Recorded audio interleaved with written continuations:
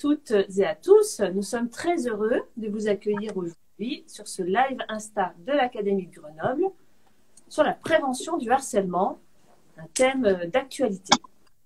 Donc, je suis Caroline Fourniol, référente académique sur la lutte contre le harcèlement dans l'Académie de Grenoble, et mon collègue. Bonjour à toutes et tous, je suis Régis Vivier, donc inspecteur et également co-référent avec Caroline pour la lutte contre le harcèlement. Alors, dans ce live, nous allons parler ensemble de ce thème qui est le harcèlement, un thème compliqué qui peut être douloureux à l'école, mais qui est aussi très intéressant parce que depuis plusieurs années, nous avançons ensemble pour prévenir le harcèlement et aussi pour traiter les situations qui malheureusement arrivent encore. Et donc, nous allons échanger un peu sur ce sujet. Et puis aussi, nous sommes à la veille du jeudi 10 novembre 2022, qui est la journée nationale de lutte contre le harcèlement. Et les élèves qui sont avec nous, étudiants qui nous ont rejoints, sont mobilisés sur cette thématique. Alors, je vais vous laisser vous présenter. Honneur aux dames. Lilou, si tu veux bien commencer, s'il te plaît. Comme vous l'avez dit, je m'appelle Lilou, je suis au lycée des Trois Sources. Et donc, moi, je suis ambassadrice de la lutte contre le harcèlement depuis l'année dernière, donc depuis la seconde, et je suis une élève de première aujourd'hui. Très bien, merci beaucoup, Lilou, d'être avec nous. On laisse la parole à Léna. Eh bien, comme vous l'avez dit, bonjour, je m'appelle Léna. Je suis en terminale au lycée Les Trois Sources. Et je suis aussi ambassadrice anti-harcèlement depuis 1 an. J'ai fait la même formation au même moment avec Lilou. Merci beaucoup. Et Enzo, je crois, aussi, qui va se présenter. Oui, bonjour à tous. Donc, je m'appelle Enzo. J'étais élève de terminale l'année dernière, donc vice-président du CVL du lycée du Mont-Blanc et également ambassadeur de la lutte contre le harcèlement. Alors, ensemble, c'est bien, nous avons des représentants du sud de l'Académie, du nord de l'Académie. Interrogeons-nous un peu plus sur votre travail et vos missions dans cette lutte contre le harcèlement. Alors, je vais proposer peut-être à Léna de nous, puisque vous avez dit tu avais dit, Léna, que tu étais ambassadrice. Est-ce que tu peux nous parler de cette mission que tu as au quotidien dans ton lycée? Alors, ma formation m'a permis de pouvoir sensibiliser. Donc, je suis là pour sensibiliser, comprendre, écouter les personnes victimes ou qui ont été victimes de harcèlement. Et au lycée, on a plusieurs actions différentes pour pouvoir aider et sensibiliser. Donc, aider des victimes, tu viens d'utiliser ce terme, être victime, c'est être dans une posture compliquée, délicate, difficile, dans lequel il y a un fait qui est grave et qui met en cause. Est-ce que, Régis, en tant qu'inspecteur et référent sur cette thématique, tu pourrais nous parler du traitement du harcèlement dans l'académie? Oui, alors c'est effectivement depuis quelques années, on parle beaucoup du harcèlement à l'école, et c'est tant mieux, c'est heureux. Alors au niveau académique, il y a un travail particulier qui a été mis en œuvre. Toutes les familles, tous les élèves, les adultes aussi, parce que là on va parler effectivement beaucoup du harcèlement envers les élèves, mais on a aussi des adultes qui peuvent être victimes de harcèlement, à la fois à l'école comme dans la vie, malheureusement. Et donc, on a plusieurs canaux d'information. Et nous, on peut, en tant que référent académique, s'appuyer aussi sur une équipe assez importante à nos côtés pour traiter ça. Alors, les canaux de signalement, il y a les 2 numéros verts qui sont maintenant connus au niveau national et au niveau de l'Académie de Grenoble. Le 30-20 pour le harcèlement et le 30-18 pour le cyberharcèlement, puisqu'on a, on inclut aussi tout ce qui se passe au niveau numérique et au niveau du cyberharcèlement. Donc les 2 plateformes qui sont traitées par nos équipes aussi et nos collègues. Nous avons 25 référents départementaux sur l'académie en fonction des territoires. Caroline parlait du nord, du sud. On en a dans chacun des 5 départements de l'académie.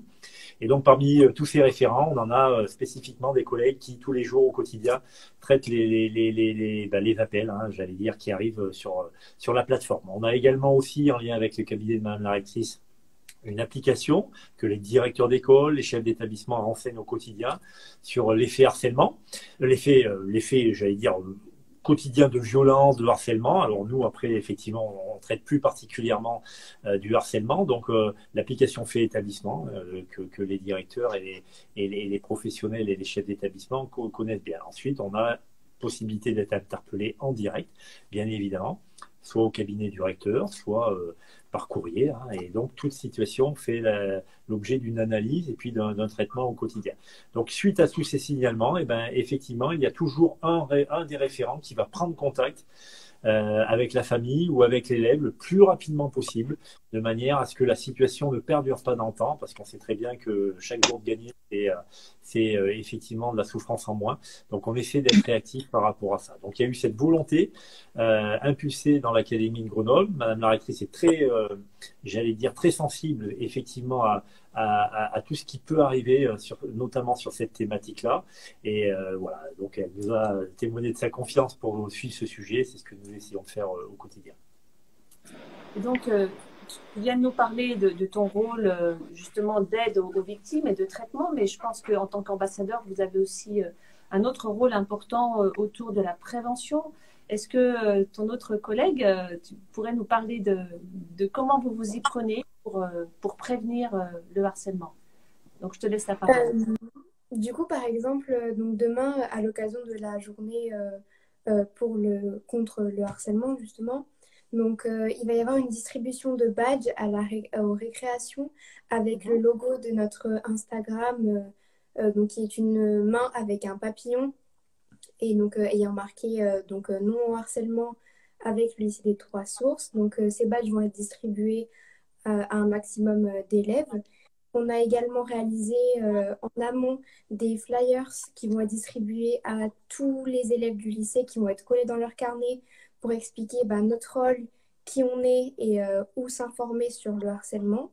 Également pour faire un peu la promotion, si je puis dire, de la formation, pour qu'il y ait de plus en plus d'ambassadeurs de la lutte contre le harcèlement dans notre lycée, afin de pouvoir créer un maximum de projets et qu'ils perdurent dans le temps. Parce que, par exemple, l'Alena qui va partir du lycée à la fin de l'année, le but, c'est aussi qu'elle puisse réaliser des projets, enfin, que les terminales puissent réaliser des projets, mais également qu'ils perdurent après que même moi, je sois partie, et qu'il y ait vraiment une continuité de ces projets dans le temps, et qu'on puisse vraiment continuer sur cette lancée qui fait que là, on a une bonne équipe, on est 8, donc on va pouvoir avancer sur plein de choses.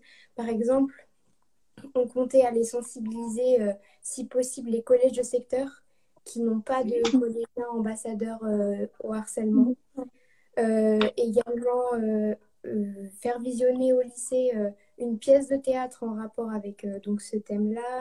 Mais aussi, l'année dernière, on a réalisé une intervention sur le personnel enseignant et les agents qui ont été très à l'écoute de ce qu'on avait à leur dire et qui ont été vraiment très, très sensibles à nos paroles. Donc, tu auras encore l'année prochaine la possibilité de t'investir dans ces actions. Est-ce que Léna, toi qui viens sur ta dernière année de lycée, tu peux aussi nous donner ton expérience et ton témoignage sur cette lutte contre le harcèlement, s'il te plaît? Bien sûr. Le fait d'avoir eu ma formation contre la lutte contre le harcèlement m'a permis déjà d'avoir un regard nouveau. Donc j'ai pu me concentrer un peu plus sur le lycée, sur ce qui se passe au lycée. De nombreuses idées ont été abouties, comme l'a dit Lilou, notre réunion avec les parents. Les parents ont été aussi très à l'écoute, mais malheureusement ils étaient peu. Donc c'est pour ça que cette année on va le refaire avec beaucoup plus d'effectifs. On a reçu beaucoup de demandes aussi, on nous a posé des questions. Il y a beaucoup de personnes qui ont été très avenantes avec nous en nous demandant qu'est-ce qu'il faut faire. Il y a même certains professeurs qui sont intéressés pour faire une formation pour pouvoir non pas sensibiliser, mais traiter le harcèlement. Parce que notre formation a été basée surtout sur la sensibilisation et le fait que nous aurions des référents plus âgés, adultes, professeurs, pourrait nous permettre d'avoir certaines possibilités de plus gros avantages pour nous faire un peu plus entendre et avoir de plus gros projets plus faciles à obtenir. Merci beaucoup de parler des adultes, de parler des parents, de parler des enseignants, de la vie scolaire, des chefs d'établissement, parce que effectivement, lutter contre le harcèlement scolaire, c'est l'affaire de tous, hein. Et vous, les élèves, vous avez besoin d'être accompagnés. Et puis aussi, lorsqu'une situation se fait jour, de pouvoir trouver des relais parmi les adultes qui vous entourent. On reviendra à la fin de Live Insta sur la question de la prévention, mais j'aimerais qu'on donne la parole à Enzo qui est présent aussi. Et je vais laisser Régis introduire cela parce qu'ils ont vécu un événement fort ensemble. Oui, je retrouve Enzo effectivement du coup, hein, avec plaisir, puisqu'on s'est croisés il y a pas longtemps. J'ai eu l'honneur d'aller dans son lycée pour remettre effectivement un prix dans le cadre du concours non harcèlement. Voilà. Donc le lycée du Mont-Blanc à Passy a obtenu le coup de cœur académique, hein, donc qui est un prix qui fait l'unanimité au sein de l'académie. Et donc l'idée, Enzo, ça serait peut-être que tu nous racontes un petit peu comment ça s'est déroulé, comment vous êtes investi dans ce projet, puisque j'ai vu effectivement que vous y avez mis beaucoup d'engagement. Oui, en effet, les instances de mon établissement étaient très engagées dans ce concours qui, je le rappelle, du coup, consiste à envoyer une vidéo et ou une affiche dans le cadre, afin de sensibiliser nos camarades contre le harcèlement dans les écoles, les collèges et les lycées. Donc, au sein de mon établissement, le CVL que je vice-présidais a toujours souhaité orienter les actions vers le harcèlement. On fait des campagnes d'affichage. On a par la suite fait intervenir la gendarmerie dans des classes pour justement dans le cadre de la prévention. Et la participation à ce prix ne pouvait qu'accroître notre dynamique dans la lutte contre le harcèlement. Donc du coup, par le biais de l'administration, nous avons donc décidé de participer à ce prix avec la Maison des lycéens et le Conseil de la vie lycéenne. Donc on a donc effectué un appel à la participation. Donc, on a pu faire participer 7 élèves de notre établissement dans la vidéo. Et ça a été un travail long et passionnant, faut le dire, parce qu'on est très impliqué là-dedans. Et une fois la vidéo réalisée, nous avons pu donc la transmettre à l'académie pour qu'elle soit sélectionnée par le jury. Donc, comme vous le disiez, nous avons été le coup de cœur académique. Donc, c'est une expérience on en garde de très bons souvenirs et c'est aussi un moyen très important de communiquer sur cette cause, sur cette thématique à travers les différentes plateformes de l'administration et de l'académie. Oui, alors moi, je peux peut-être juste te dire, Enzo, parce que pour aller dans ton sens, que j'ai pu effectivement être le témoin je parlais d'engagement tout à l'heure, parce que ça n'arrive pas tout seul hein, dans l'établissement. Et quand tes camarades parlaient tout à l'heure de toute la communauté éducative, moi, le moment que j'ai vécu auprès de vous lors de la remise, j'ai vraiment ressenti ça. C'est-à-dire à la fois au travers de tous tes camarades, hein, garçons, filles, qui ont participé au projet, qui étaient présents, mais effectivement, chef d'établissement, CPE, vie scolaire, même l'adjoint gestionnaire qui était là et qui nous avait accueillis d'ailleurs, nous avait préparé un accueil très, très, très chaleureux aussi. Donc on sent qu'effectivement vous étiez mobilisés et que ça vous tenait à cœur. Donc c'est vraiment, vraiment très bien. Et voilà, à nouveau félicitations à tous les élèves de ton lycée et puis tous les élèves dans les autres collèges, lycées, écoles qui participent à ce prix. Et alors, pour poursuivre, on a des questions qui nous arrivent. Et donc, une question qui nous arrive sur est-ce que ce rôle d'ambassadeur est reconnu dans Parcoursup? Alors, ça va justement dans le sens de la question de l'engagement que vous pouvez montrer dans votre établissement, hein, en particulier en lycée. Bien évidemment, ce rôle d'ambassadeur est valorisé. Nous pouvons valoriser les engagements citoyens et c'en est un ô combien d'engagements citoyens. Puis, on a une autre question qui nous arrive et qui est vraiment importante. C'est si je me fais harceler, comment faire? Et donc, là, vraiment, pour les élèves et les jeunes qui nous écoutent, 3 mots. 1, ne restez pas seul.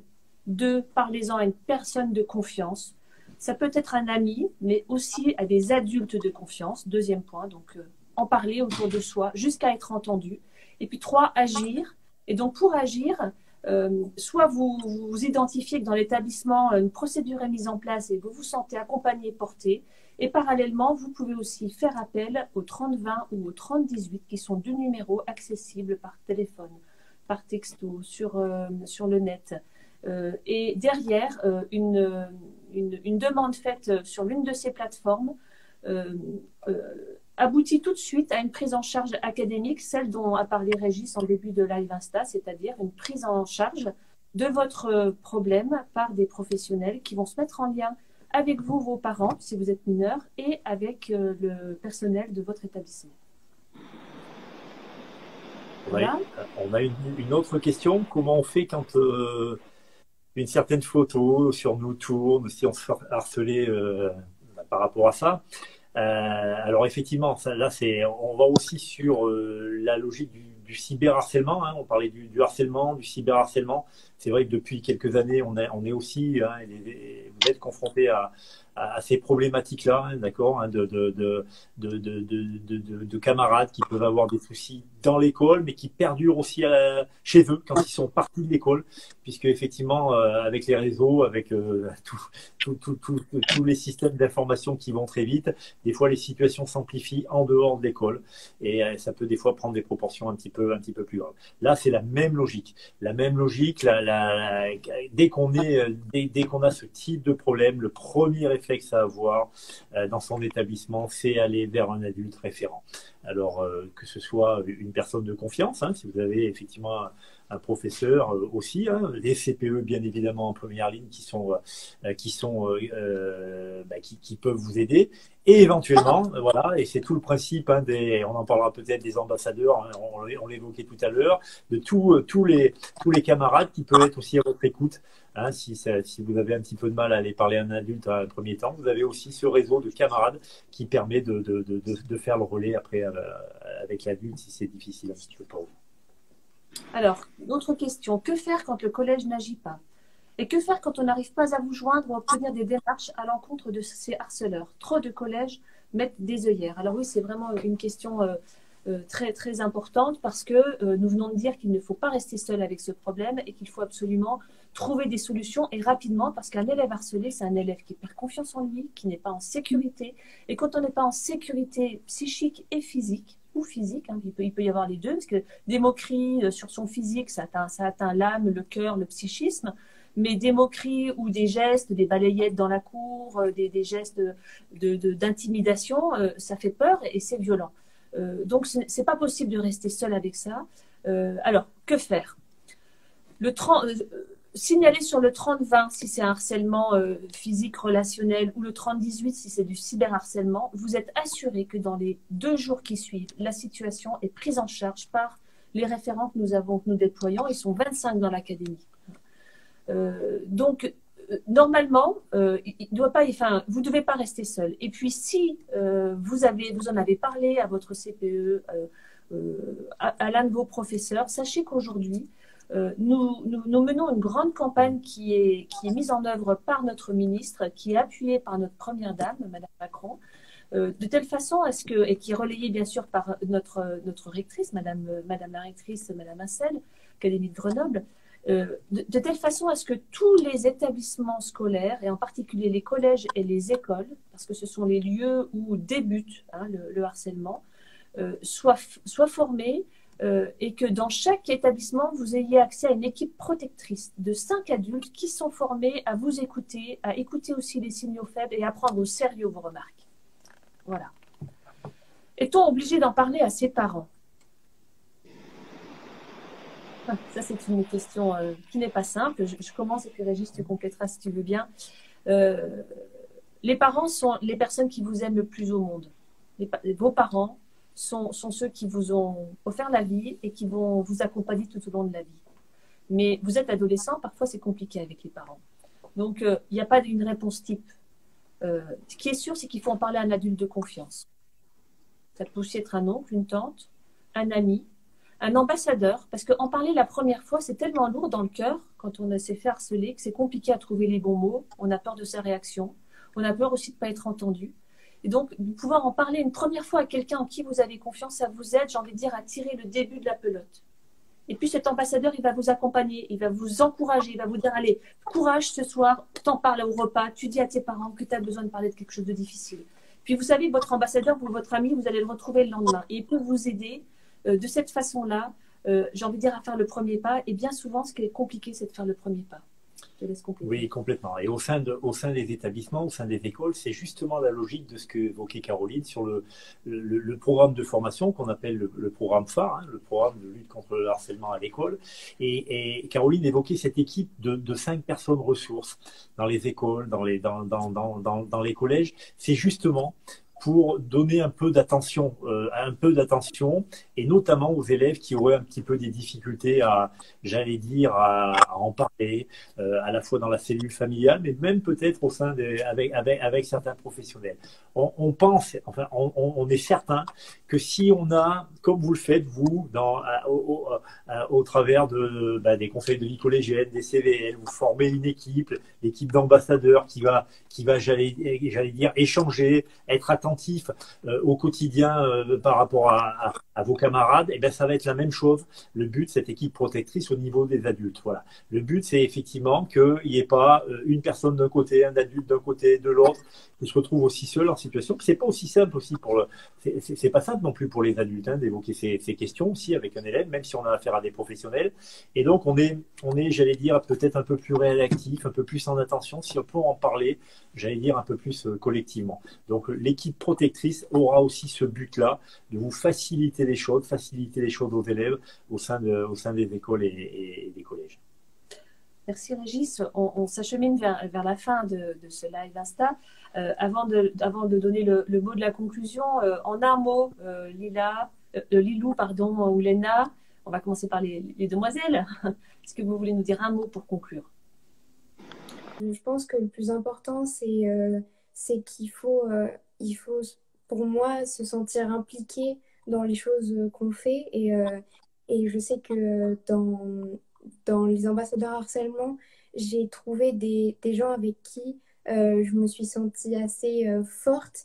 On est 8 aujourd'hui et on s'est liés avec certains d'amitié vraiment profonde pour pouvoir mieux lutter pour cette cause et vraiment la porter des projets qui sont assez lourds, qui nous prennent du temps, mais qui, au final, valent la peine parce qu'on se dit, même si on a aidé une personne, cette personne-là, on a réussi notre mission.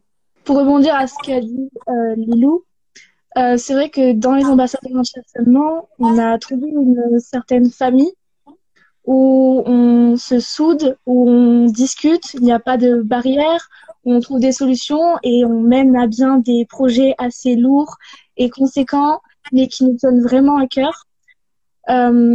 Ce que j'aurais à dire aux personnes qui nous regardent ou qui ont des ambassadeurs anti-harcèlement dans leur lycée, sachez que si c'est un choix, on a choisi de faire partie des ambassadeurs anti-harcèlement, on nous l'a pas obligé et que on est là pour les aider, pour les écouter et qu'il faut pas qu'ils aient peur et qu'ils peuvent eux aussi devenir ambassadeurs anti-harcèlement et veiller à la continuité de cette famille qu'on peut trouver dans les ambassadeurs anti-harcèlement. C'est surtout la solidarité et la cohésion dans les choses qu'on peut vivre à travers le harcèlement.